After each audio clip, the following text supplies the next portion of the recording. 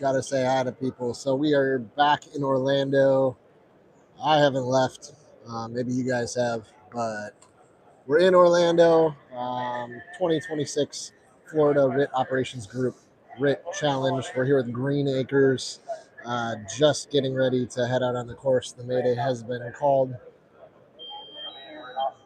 Again, if you aren't familiar with what we're doing here, this is a competition. Cities are going head to head in who, well, let's just call it firemanship.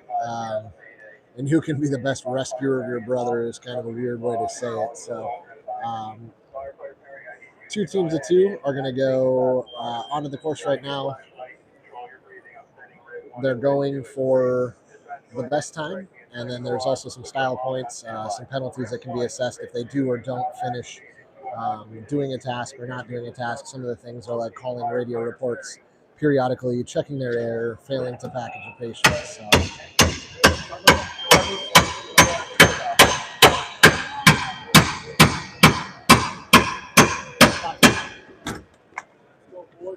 all right.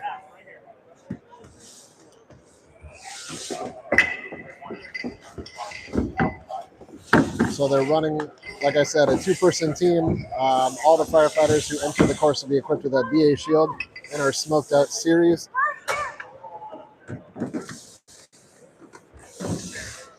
which basically allows us to put them in a smoked out or simulated smoke environment while the instructors, the evaluators, and the many spectators that have gathered here to support the brothers and sisters who are running the course can see them and what they're doing. Obviously, the live streaming like this helps. So you see radio communication being a key component. The other components, as Team 1 has gone inside the structure and is starting to do their initial search for the victim. As you can see, it's built out as a decent maze here. Team 2 has secured utilities. They've softened the structure, much like RIT is going to do in real life.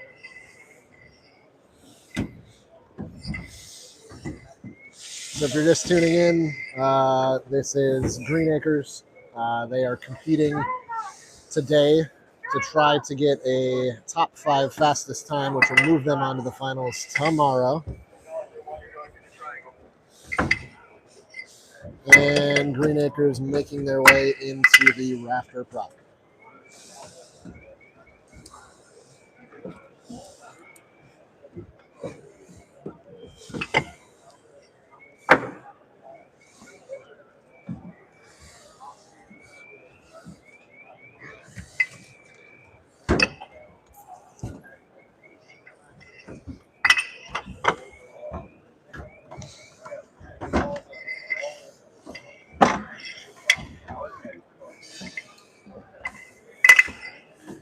Green Acres pushing through and up to the fan favorite, the 16-inch by 10-ish feet tunnel that does require the competitor to take their air pack off in order to reduce their profile to a point where they can get through.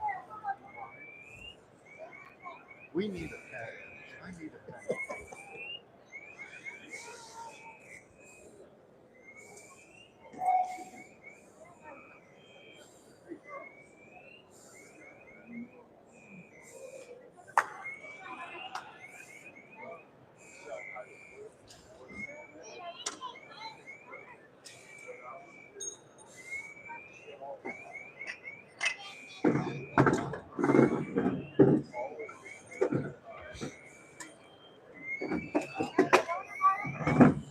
Green Acres a little bit slower coming through the rafter prop.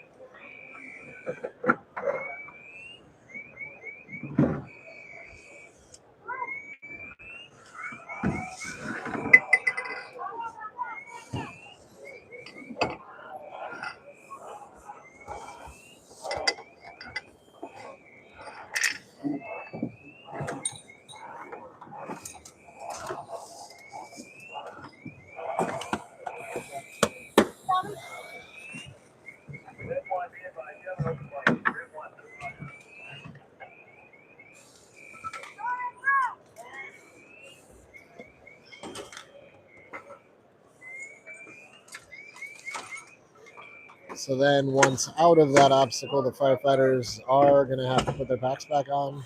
So equipment familiarity, like we said, it's as much of a firemanship competition uh, as it is a RIT competition.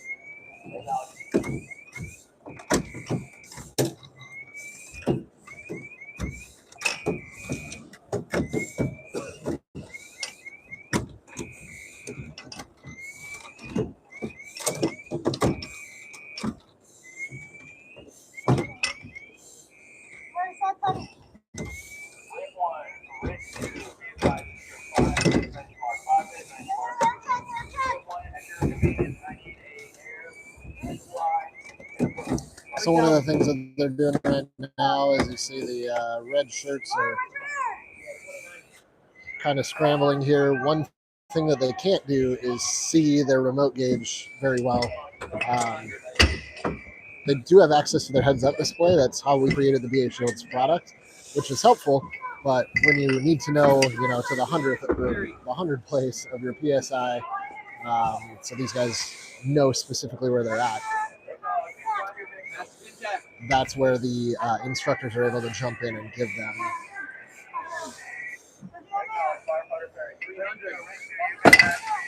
their air pressure.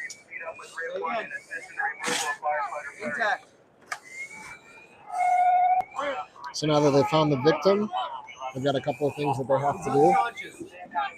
They have to assess the victim. They have to make sure it's the right victim. They have to supply the victim with air, or I guess it doesn't have to be supply. They could opt to, switch out a regulator, or they just need to ensure that the air supply to the downed firefighter is established and intact.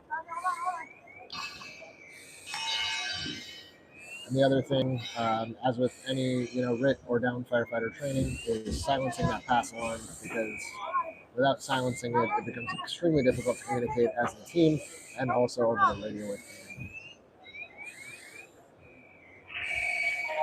So as RIT Team 1 is working on packaging up the patient, we'll see that RIT Team 2 is over here making access to the course. 2 could not be deployed until the group supervisor has allowed them to do so. They just jumped in, just like the real world, that would be freelancing without an objective or a tactic. Now Team 2 is going to have to be the team that, now that the victim is packaged, to get them out.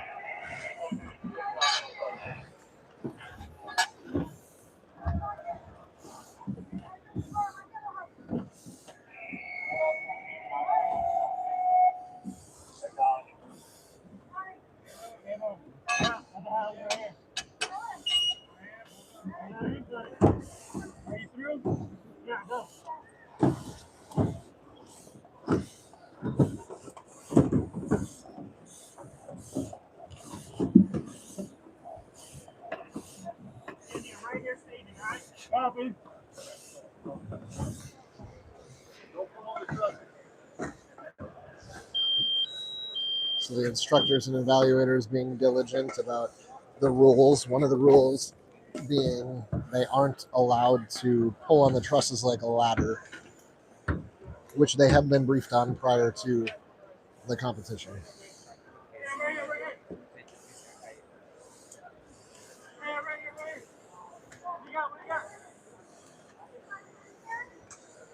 Green Acres, again, opting to leave a firefighter on the opposite end.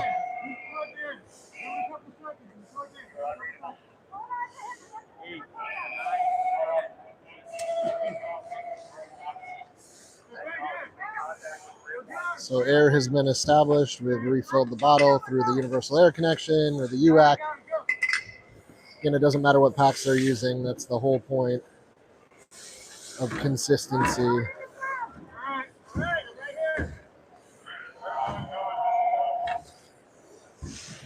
And they're opting to send RIT Team 1 out first.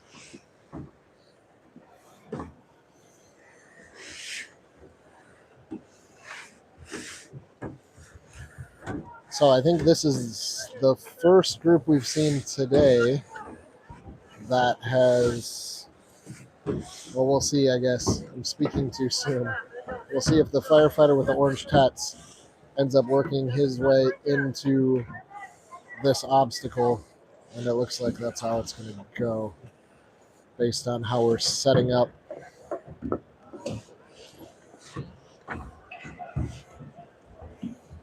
So a lot of it is about thinking through the problem, even just pre-planning it, but pre-planning it and then starting to demo it.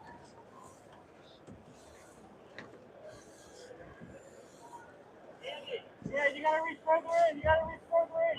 Hold on. So good communication with team members, and it does look like our orange-tetted firefighter is going to be moving his way into the proper. What's an air check? 35. 3,500. The victim's is. We've created every single one that way.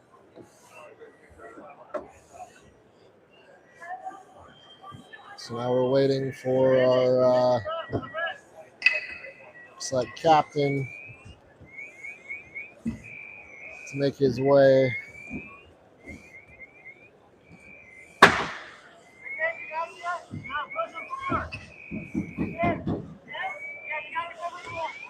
Looks like there's a little miscommunication on the tactic. He's going to have to make his way in closer.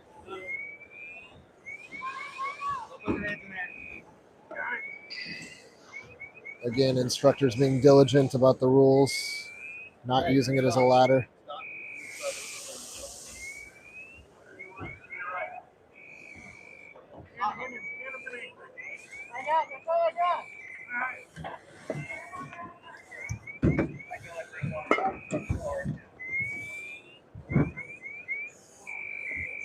So again, technique is important, but there's something to be said about the teams who are displaying that they have a veteran presence here on the course, have done it several repetitions, have the experience in their gear, working with the tools.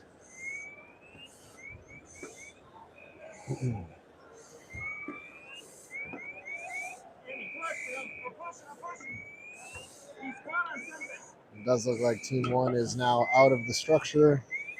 Time will stop as soon as everybody, including the victim, are removed from the structure. So this is obstacle 1. This particular part of the course eliminated probably 60% of the competitors last year. But what we found, at least this year, is they're able to get through this section, and then it all boils down to that 16-inch wall breach opening, which is where some of the competitors today have struggled. They have a 15-minute on-course time, which means that if they can't make it through the course within that 15-minute time limit, you'll see these instructors stop the evolution. But what I do know is, based on my clock, we're 14 minutes into the stream, so these guys are going to have to work a little bit harder in order to get this victim out.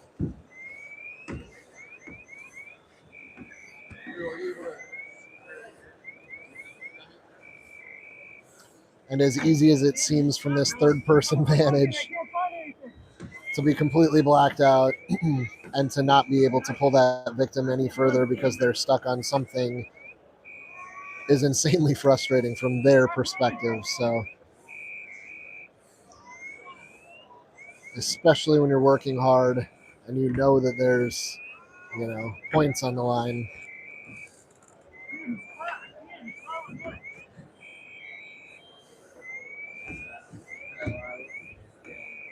I can't find anything to shot on.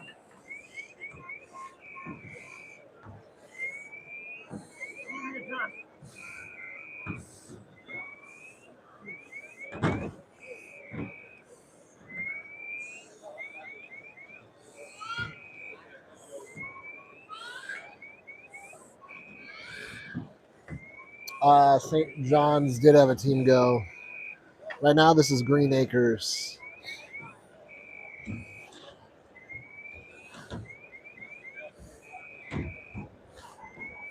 how you doing?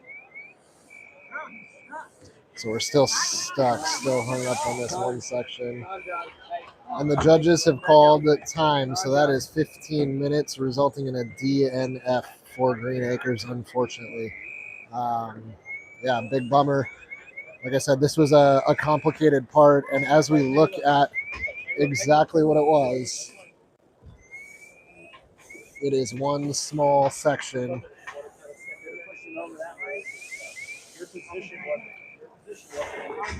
So what we love about it, though, is the instructors are continuing to work with instructors. You can call them judges, however you want to refer to command team, but they are working with these guys in order to ultimately, at the end of the day, make them better. So, and as everybody watching can see here, or anybody who's participated on this course in the last couple of days has seen, sometimes it's just those tiny little things that can throw a wrench into the entire operation. So, unfortunately, no finish for Green Acres, but yeah, we'll be back with the next team. We're almost to our halfway mark.